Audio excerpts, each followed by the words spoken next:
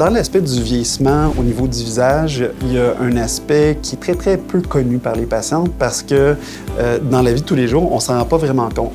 Avec le temps, on perd de la graisse au niveau du visage, mais on va en perdre au niveau des tempes.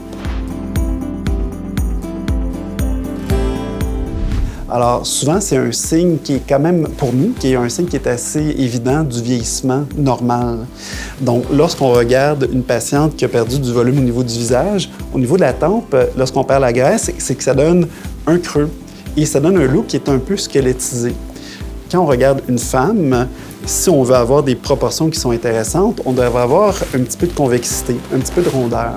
Alors, un des traitements qu'on peut faire, qui est un peu méconnu par la population, c'est qu'on peut prendre un agent de remplissage, comme l'acide hyaluronique, et on peut aller remplir la tempe, donc une partie de la fosse temporale, pour aller redonner de la rondeur et donc enlever l'aspect un peu vieilli là, du tiers supérieur du visage.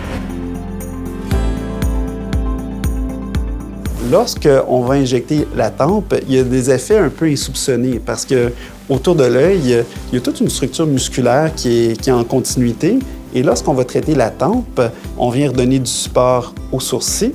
On donne même du support aux muscles qui est autour de l'œil, qui est un peu comme un hamac.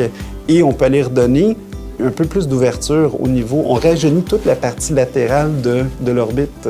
Et donc, on rajeunit la tempe elle-même, on donne la structure, et à ce moment-là, notre œil paraît un peu plus ouvert avec un sourcil qui est un peu mieux positionné.